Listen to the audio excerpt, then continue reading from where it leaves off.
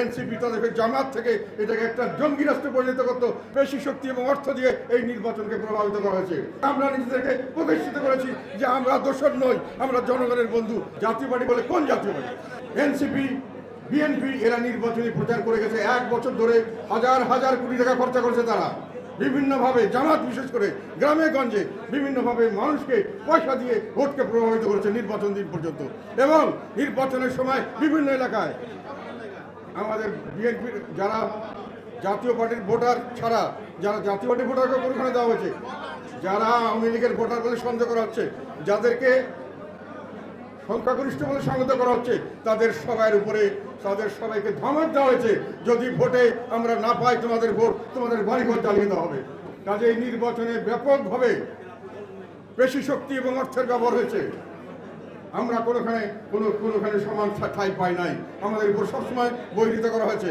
কাজে এই নির্বাচনে লেভেল প্লেইং ফিল্ড ছিল না, এই নির্বাচনে সকলের জন্য সমান সুযোগ ছিল না, এই নির্বাচনে আমাদেরকে সহজভাবে কাজ করতে দেওয়া হয় নাই। এখানে বেশি শক্তি এবং অর্থ দিয়ে এই নির্বাচনকে প্রভাবিত করা হয়েছে এবং এই নির্বাচন সর্বতভাবে আমাদের সকল দলকে আসতে দেওয়া হয়নি। কাজে এই নির্বাচন ক্রমেই ভালো নির্বাচন বলা যায় না।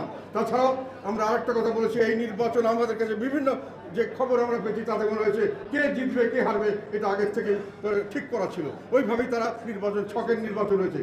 তথাপি আমরা এই নির্বাচনকে মেনে নিয়েছি। যেহেতু এই নির্বাচন এবং এই ফলাফল যদি বিএনপির পক্ষে না হতো তাহলে দেশে আজকে এই তত্ত্বাবধায়ক সরকার, অন্তর্বর্তী সরকার আরো দীর্ঘদিন থাকতো।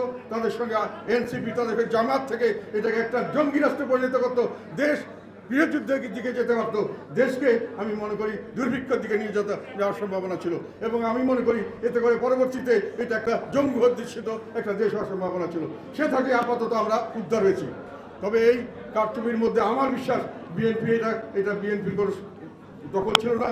এই সম্পূর্ণ জিনিসটি কন্ট্রোল করা হয়েছে কোনো এক জায়গা থেকে, যেটা আমি জানি না, কিন্তু এখানে বিএনপির সরাসরি কন্ট্রোল ছিল না। এটা আমাদের আশঙ্কা যে এটা একটা ছকের নির্বাচন হচ্ছে, তার কোনো প্রমাণ আমাদের কাছে নেই। আমরা এই নির্বাচন মেনে নিয়েছি।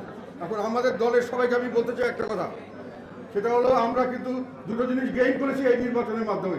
যেটা একটু আগে বললাম যে আমাদেরকে যে দোষর বলা হয়, অন্যায়ভাবে আমাদেরকে নির্বাচন থেকে বাইরে রাখা এবং আমাদেরকে রাজনীতি থেকে যে বের করার যে ষড়যন্ত্র 1990 সাল থেকে শুরু হয়েছিল, তারই ধারাবাহিকতা এখনো ছিল।